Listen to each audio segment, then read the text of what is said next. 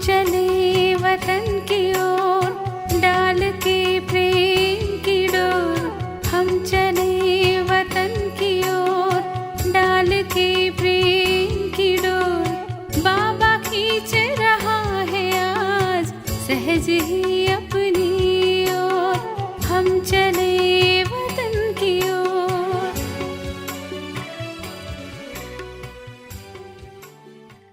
ஓம் சாந்தி 2/4/1972. அவ்யக்த பாப்தாதா மதுவன். தலைப்பு: மகிமைக்குரியவராக எப்படி ஆவது? எப்பொழுதும் உபராம் விலகிய நிலையில் இருப்பதற்காக விசேஷமாக எந்த 2 விஷயங்கள் அவசியமாக இருக்கிறது? ஏனென்றால் தற்சமயம் உபராம் நிலையில் விலகிய நிலையில் இருப்பதற்காக ஒவ்வொருவரும் வரிசை கிரமமாக முயற்சி செய்து கொண்டிருக்கிறார்கள். அந்த 2 அவசியமான விஷயங்கள் யாவை? அதன் மூலம் சுலபமாகவே உபராம் நிலையில் நிலைத்திருக்க முடியும். நினைவோ இருக்கிறது, ஆனால் அதில் கூட 2 விஷயங்கள் யாவை? அதை சொல்லுங்கள். 2 விஷயங்களை 2 வார்த்தைகளில் கூறுங்கள். இப்பொழுதோ முழு ஞானத்தின் விஸ்தாரத்தை சார ரூபத்தில் கொண்டு வர வேண்டும், இல்லையா? சக்திகள் விஸ்தாரத்தை சாரத்தில் சுலபமாக கொண்டு வர முடியுமா? தன்னுடைய அனுபவத்தினால் கூறுங்கள். உபராம் நிலை, விலகிய நிலை மற்றும் சாட்சியாக இருக்கும் நிலை இரண்டுமே ஒன்றுதான். அதற்காக இந்த 2 விஷயங்கள் கவனத்தில் இருக்கட்டும். ஒன்று, நான் ஆத்மா, மகான் ஆத்மா ஆவேன். இரண்டாவது, நான் ஆத்மா இந்த பழைய உலகத்தில் மற்றும் பழைய உடலில் மெஹமான் விருந்தினராக இருக்கிறேன்.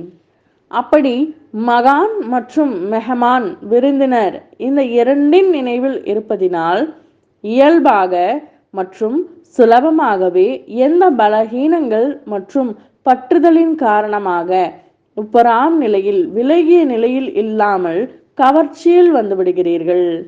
அந்த கவர்ச்சி முடிவடைந்து விட்டால் உபராம் ஆகிவிடுகிறீர்கள், விலகி ஆகிவிடுகிறீர்கள். சம்ஸ்காரங்களின் வசமாகி என்னென்ன சாதாரண காரியம் மற்றும் சாதாரண எண்ணங்கள் நடக்கிறது மற்றும் ஓடுகிறது, அவை அனைத்தும் தன்னை மகான் ஆத்மா என்று புரிந்து கொள்வதனால் மாற்றத்தில் வந்துவிடும். மகான் என்ற நினைவு இருப்பதின் காரணமாக சம்ஸ்காரம் மற்றும் எண்ணம், வார்த்தைகள் மற்றும் காரியம் அனைத்தும் மாறிவிடுகின்றன. எனவே எப்பொழுதும் மகான் மற்றும் விருந்தினர் என்று புரிந்து நடந்து கொள்வதினால் தற்சமயத்தில் மற்றும் எதிர்காலத்தில் மேலும் பின்பு பக்தி மார்க்கத்தில் கூட மகிமைக்குரியவர் ஆகிவிடுகிறீர்கள். ஒருவேளை விருந்தினர் மற்றும் மகான் என்று புரிந்து கொள்ளவில்லை என்றால் மகிமைக்குரியவராகவும் ஆக முடியாது. மகிமை பக்தியில் மட்டும் இருப்பதில்லை, ஆனால் முழு கல்பத்தில் ஏதாவது ரூபத்தில் மகிமைக்கு தகுதியானவராக ஆகுகிறீர்கள்.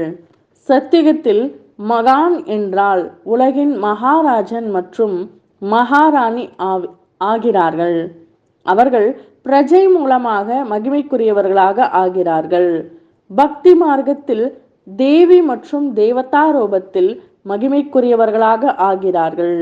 மேலும் சங்கம யுகத்தில் யார் மகான் காரியம் செய்து காண்பிக்கிறார் என்றால் பிராமண பரிவாரம் மூலமாகவும் மற்றும் அந்நிய ஆத்மாக்கள் மூலமாகவும் மகிமைக்குரியவராகவும் ஆகிறார். அப்படி இந்த நேரம் விருந்தினர் மற்றும் மகான் ஆத்மா என்று புரிந்து கொள்வதனால் மட்டுமே முழு கல்பத்திற்காக தன்னை மகிமைக்குரியவராக ஆக்க முடியும்.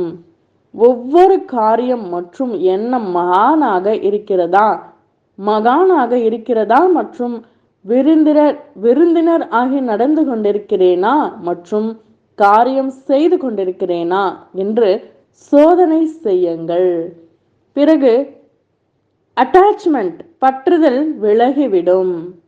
விருந்தினராக இந்த உலகத்தில் மட்டும் இல்லை, ஆனால் இந்த உடல் என்ற வீட்டில் கூட விருந்தினராக இருக்கிறீர்கள். எப்பொழுது தன்னை விருந்தினர் என்று புரிந்து கொள்கிறீர்களோ அப்பொழுது உடல் உணர்வின் கவர்ச்சி என்ன இருக்கிறது மற்றும் நினைவு ரூபத்தில் என்ன சம்ஸ்காரம் மிச்சம் இருக்கின்றனவோ அவை மிகவும் சுலபமாகவே அகல முடியும். உங்களுடைய வீட்டை ஏதோ காரணத்திற்காக விற்றுவிட்டீர்கள் என்றால் தன்னுடையது என்பது அகன்று விடுகிறது.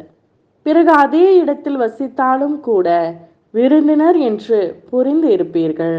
அப்படியானால் தன்னுடையது என்று நினைத்து வசிப்பதில் மற்றும் விருந்தினர் என்று நினைத்து வசிப்பதில் எவ்வளவு வித்தியாசம் ஏற்பட்டு விடுகிறது.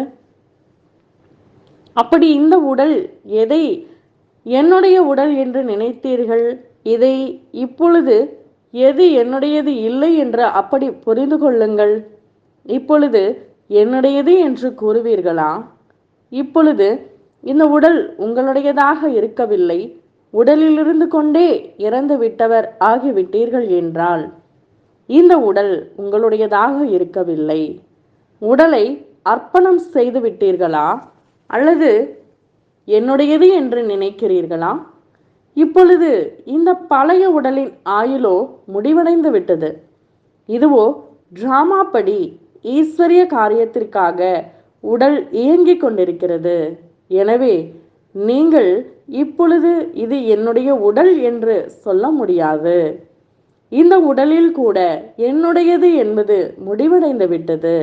இப்பொழுது தந்தை ஆத்மாவிற்கு காரியம் செய்வதற்காக இதை தற்காலிகமாக கடன் ரூபத்தில் கொடுத்திருக்கிறார். எப்படி தந்தை இது தன்னுடைய உடல் இல்லை என்று நினைக்கிறார், கடனாக எடுத்து காரியம் செய்வதற்காக தன்னுடைய பங்கை செய்து கொண்டிருக்கிறார் என்றால் நீங்களும் தந்தைக்கு சமமானவர்கள் தான் இல்லையா? என்னுடைய உடல் என்று நினைப்பீர்கள் என்றால் அனைத்து விஷயங்களும் வந்துவிடும். என்னுடைய என்ற வார்த்தையின் கூடவே அநேக விஷயங்கள் இருக்கின்றன. என்னுடையது என்பதே முடிவடைந்து விட்டது என்றால் அநேக அதனுடன் சேர்ந்து இருப்பவை அனைத்தும் முடிவடைந்து விட்டன. உப்பராம் ஆகிவிடுவீர்கள், விலகிய நிலைக்கு வந்து விடுவீர்கள். ஈஸ்வரிய காரியத்திற்காக இந்த உடலை கடனாக எடுத்திருக்கிறீர்கள். இந்த உடல் வேறு எந்த காரியத்திற்காகவும் இல்லை. அப்படி தன்னை விருந்தினர் என்று புரிந்து நடந்து கொள்வதினால் ஒவ்வொரு காரியமும் இயல்பாகவே மகான் ஆகிவிடும்.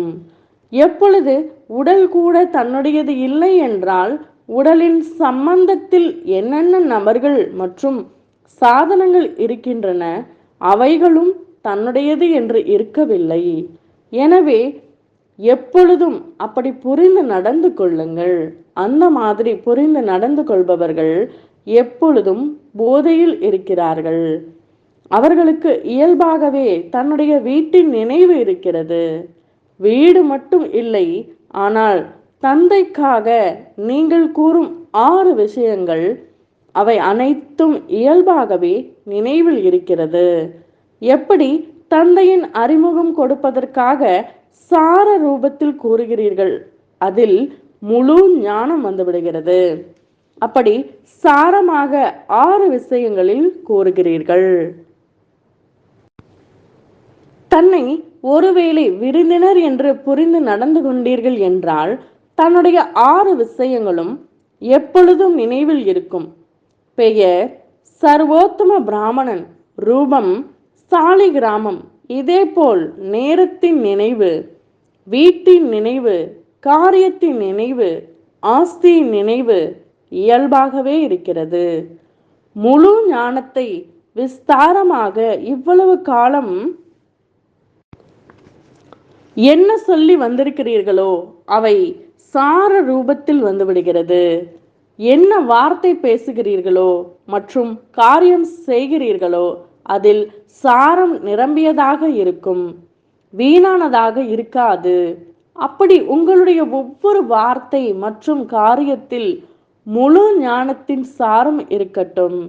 எப்பொழுது முழு ஞானத்தின் சாரம் புத்தியில் இருக்குமோ அப்பொழுதுதான் அது இருக்கும். எப்பொழுதும் போதையில் இருப்பதினால்தான் இலக்கை நோக்கி செல்ல முடியும். ஒருவேளை போதை இல்லை என்றால் இலக்கை நோக்கி சென்றடைய முடியாது. முழு ஞானத்தின் சாரம் 6 வார்த்தைகளில் புத்தியில் வருவதினால் முழு ஞானம் மீண்டும் ரிவைஸ் ஆகிவிடுகிறது. அப்படி போதை குறைவாக இருக்கும் காரணத்தினால் இலக்கு மேலே கீழே ஆகிவிடுகிறது. இந்த நேரம் முழு சக்தியுடன் போதை இருக்கிறது. அடுத்த நேரம் இடைவெளி ஆகிவிடுகிறது. கீழான நிலையோ முடிவடைந்து விட்டது இல்லையா? கீழான நிலை என்றால் என்ன என்று அதை அறியாத நிலை இருக்க வேண்டும். மற்றபடி உயர்ந்தது மற்றும் இடைப்பட்ட நிலை, இடைப்பட்ட நிலையில் வரும் காரணத்தினால் ரிசல்ட் மற்றும் இலக்கும் இடைப்பட்ட நிலையானதாக இருக்கும். தற்சமயம் தன்னுடைய நினைவின் நிலையில் சேவையின் நிலை இரண்டிலும் ஒருவேளை பார்த்தீர்கள் என்றால் ரிசல்ட்டாக இடைப்பட்ட நிலை தென்படுகிறது. எவ்வளவு இருக்க வேண்டுமோ அவ்வளவு இல்லை என்று பெரும்பான்மையோர் கூறுகிறார்கள். அந்த இடைப்பட்ட நிலையின் ரிசல்ட்டுக்கான முக்கிய காரணம் மத்திய காலத்து சம்ஸ்காரங்களை இதுவரை முழுமையான முறையில் பஸ்மம் ஆக்கவில்லை.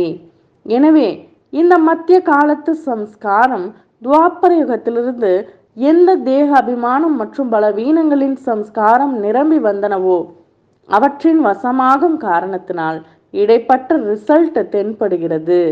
விரும்பவில்லை, ஆனால் சம்ஸ்காரம் வெகு காலத்தினுடையதாக இருக்கும் காரணத்தினால் அப்படி ஆகிவிடுகின்றது என்று புகாரிலும் இதைத்தான் கூறுகிறார்கள். இந்த மத்திய காலத்து சம்ஸ்காரங்களையும் முழுமையாக பஸ்பம் செய்யவில்லை. டாக்டர்கள் கூட நோயின் கிருமிகளை முழுமையாக அழிப்பதற்கு முயற்சி செய்கிறார்கள். ஒருவேளை ஒரு அம்சமாவது இருந்து விட்டது என்றால் அம்சத்திலிருந்து வம்சம் உருவாகி விடுகிறது. இதேபோல் மத்திய காலத்து சம்ஸ்காரம் அம்ச ரூபத்தில் கூட இருக்கும் காரணத்தினால் இன்றைய அம்சம் நாளைய வம்சம் ஆகிவிடுகின்றது.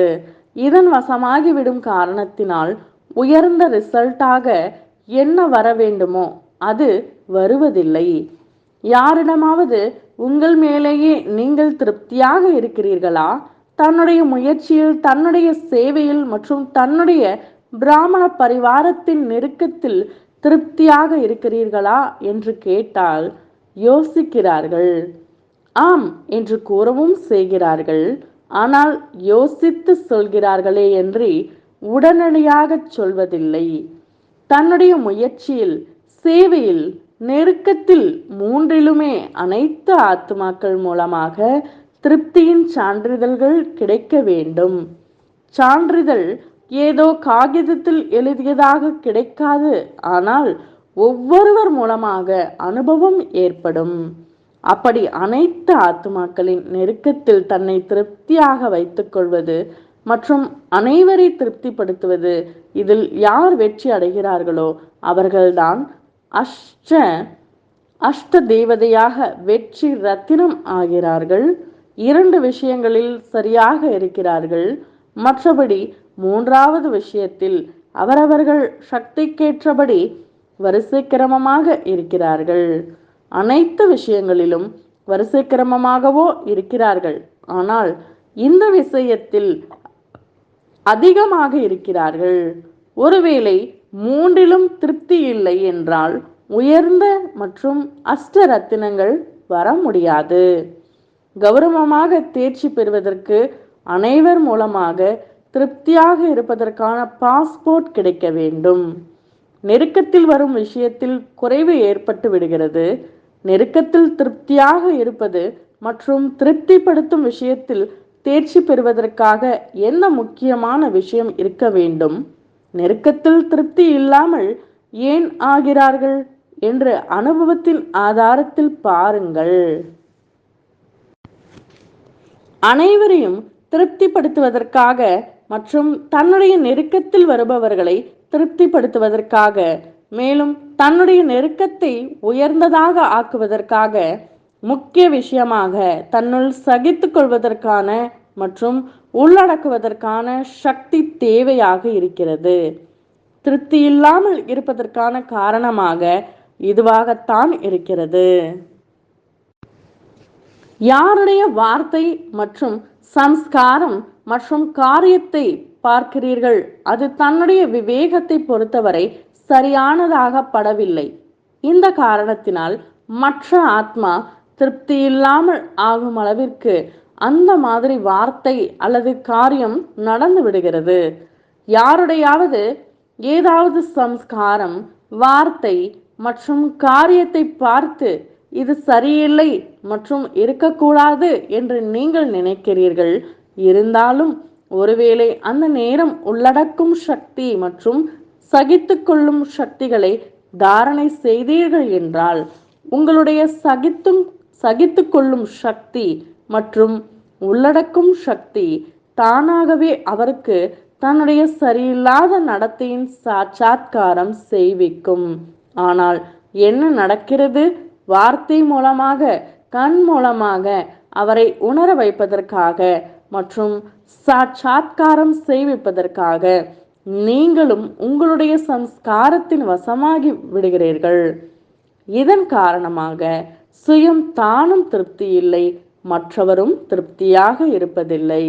அதே நேரம் ஒருவேளை உள்ளடக்கும் சக்தி இருக்கிறது என்றால், அதன் ஆதாரத்தில் அல்லது சகித்து கொள்ளும் சக்தியின் ஆதாரத்தில் அவருடைய காரியம் மற்றும் சம்ஸ்காரத்தை கொஞ்ச நேரத்திற்காக தவிர்த்து விட்டீர்கள் என்றால், உங்களுடைய சகித்து கொள்ளும் சக்தி மற்றும் உள்ளடக்கும் சக்தி அந்த ஆத்மாவின் மேல் திருப்தியின் அம்பை எய்த முடியும்.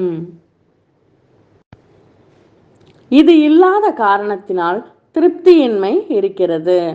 அப்படி அனைவரின் நெருக்கத்தில் அனைவரையும் திருப்திப்படுத்துவதற்கு மற்றும் திருப்தியாக இருப்பதற்கு இந்த 2 குணங்கள் மற்றும் 2 சக்திகளின் மிக அவசியம் இருக்கிறது. இதன் மூலமாகத்தான் உங்களுடைய குணம் மகிமை பாடப்படுகிறது. அந்த நேரம் வெற்றி தென்படாமல் இருக்கலாம், தோல்வி தென்படலாம். ஆனால் அந்த நேரத்து தோல்வி அநேக ஜென்மங்களுக்காக உங்களுடைய கழுத்தின் மாலையை அணிவிக்கும். எனவே இந்த தோல்வியையும் வெற்றி என்று எடுத்துக்கொள்ள வேண்டும். இதன் குறை இருக்கும் காரணத்தினால் இந்த பாடத்தில் எவ்வளவு வெற்றி இருக்க வேண்டுமோ அவ்வளவு இருப்பதில்லை. புத்தியில் ஞானம் இருந்த போதிலும் எந்த நேரம் எந்த ரூபத்தில் யாருக்கு ஞானம் மற்றும் யுக்தியோடு விஷயம் கொடுக்க வேண்டும் அந்த அறிவும் இருக்க வேண்டும். நான் அவருக்கு கற்றுக் கொடுத்தேன் என்று நினைக்கிறார்கள், ஆனால் சரியான காலம் இல்லை. அவருக்கு சக்தி இல்லை என்றால் அவருடைய கற்றுக் கொடுத்தல் காரியம் செய்யாது. எப்படி நிலத்தை பார்த்து காலம் பார்த்து விதை விதைக்கப்படுகிறது என்றால் வெற்றியும் கிடைக்கிறது.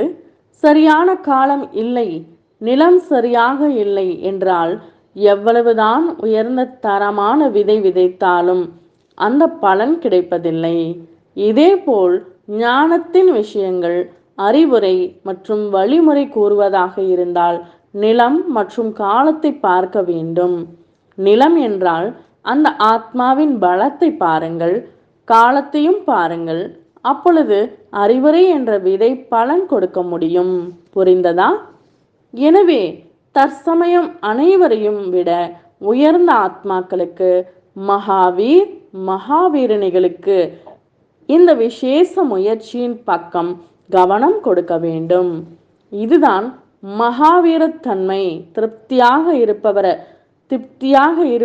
திருப்தியாக வைத்துக் கொள்வது மகாவீரத்தன்மை இல்லை. அன்பானவருக்கு அன்பு கொடுப்பது மகாவீரத்தன்மை இல்லை. சகயோகியுடன் சகயோகி ஆவது மகாவீரத்தன்மை இல்லை. ஆனால் எப்படி அவகாரிகளுக்கும் உபகாரம் செய்கிறார். யார் எவ்வளவுதான் சகயோகம் செய்தவராக இருந்தாலும் தன்னுடைய சகயோகத்தின் சக்தியினால் சகயோகியாக இல்லாதவரையும் சகயோகி ஆக்குவது, இதைத்தான் மகாவீரத்தன்மை என்று கூறப்படுகிறது. இந்த காரணத்தினால் இது நடப்பதில்லை என்பதல்ல. இவர் முன்னேறி செல்வதில்லை, அப்பொழுது இது நடப்பதில்லை. அவர் முன்னேறுகிறார் அல்லது முன்னேறவில்லை, ஆனால் நீங்களோ முன்னேற முடியும் இல்லையா? இதுவும் சம்பந்தத்தின் அன்பு என்று அப்படி புரிந்து கொள்ள வேண்டும். யாராவது சம்பந்தத்தில் இருப்பவர் ஒருவேளை ஏதாவது விஷயத்தில் பலகீனமாக இருக்கிறார் என்றால் பலகீனமானவரை பலகீனமானவர் என்று நினைத்து விட்டு விடுவது மரியாதை என்று கூறப்படுவதில்லை. பலகீனமானவரை பலகீனமானவர் என்று விட்டுவிடாமல் இருப்பதுதான் ஈஸ்வரிய மரியாதையாகும். ஆனால் அவருக்கு பலம் கொடுத்து பலம் நிரம்பியவராக ஆக்குவது மற்றும் துணைவனாக்கி அந்த மாதிரியான பலகீனமானவரை உயரே தாண்டி செல்வதற்கு தகுதியானவராக ஆக்கினால் அப்பொழுதுதான் மகாவீர் என்று கூறலாம். அப்படி இந்த பாடத்தின் மேல் கவனம் வைப்பதினால் சேவைக்கான என்னென்ன திட்டம் உருவாக்குவீர்களோ அந்த சேவை திட்டங்கள் என்ற நகைகளில் இந்த வைரங்கள் மின்னிக் கொண்டிருக்கும். தங்கம் மட்டும் தூரத்திலிருந்து இவ்வளவு கவர்ச்சி செய்வதாக இருக்காது. ஒருவேளை தங்கத்தில் வைரம் பதிக்கப்பட்டு இருக்கிறது என்றால் அது தூரத்திலிருந்தே தன் பக்கம் கவர்ச்சி செய்யும். திட்டத்தை நன்றாக உருவாக்குகிறீர்கள், அதையோ உருவாக்குங்கள். திட்டத்தில் இந்த வைரம் இருக்கிறது இல்லையா, அதை ஒவ்வொருவரும் பதித்து பின்பு திட்டத்தை நடைமுறையில் செய்தீர்கள் என்றால் பின்பு முழு உலகத்திலும் செய்தியை பரப்ப விரும்புகிறீர்கள் இல்லையா, அதில் வெற்றி கிடைத்துவிடும். தொலை தூரத்தில் இருக்கும் ஆத்மாக்கள் இந்த வைரத்தினால் கவரப்பட்டு விடுவார்கள். புரிந்ததா? நல்லது. ஓம் சாந்தி. வரதானம்: அனைவருக்கும் புகலிடம் கொடுக்கக்கூடிய இரக்க மனமுடைய தந்தையின் குழந்தைகள் இரக்க மனமுடையவராக ஆகுக. இரக்க மனமுடைய தந்தையின் இரக்க மனமுடைய குழந்தைகள் யாரையாவது பிச்சைக்காரன் ரூபத்தில் பார்த்தால் இந்த ஆத்மாவிற்கும் புகலிடம் கிடைத்து விடட்டும், இவருக்கும் நன்மை ஏற்பட்டு விடட்டும் என்று அவர்களுக்கு இரக்கம் வரும். அவருடைய நெருக்கத்தில் யார் வந்தாலும் அவருக்கு தந்தையின் அறிமுகத்தை அவசியம் கொடுப்பார். எப்படி யாராவது வீட்டிற்கு வந்தார்கள் என்றால் முதலில் அவருக்கு குடிக்க தண்ணீரால் உபசரிக்கப்படுகிறது. அப்படியே குடிக்காமல் சென்று விட்டார் என்றால் நல்லதாக நினைப்பதில்லை. அதேபோல் யார் நெருக்கத்தில் வந்தாலும் அவருக்கு தந்தையின் அறிமுகம் என்ற தண்ணீர் அவசியம் உபசரிக்கப்படுகிறது. அதாவது வள்ளலின் குழந்தைகள் வள்ளலாகி ஏதாவது கொடுங்கள், அதனால் அவருக்கும் புகலிடம் கிடைத்து விடட்டும். ஸ்லோகன்: சரியான வைராகிய உள்ளுணர்வின் சுலபமான அர்த்தம் எவ்வளவு விலகியவரோ அவ்வளவு அன்பானவர். ஓம் சாந்தி. तुम बच्चों को तो सर्विस करनी है, जो बाबा कहते हैं सबको ये बताओ कि देखो तुम्हारा एम एंड ऑब्जेक्ट ये है, एक गीता है बढ़िया, ये राजयोग है ना बच्चे। कैसे है राजयोग? बिल्कुल सहज है कि बाप को याद करो तो ये वैसा मिलेगा तुमको। ओम शांति।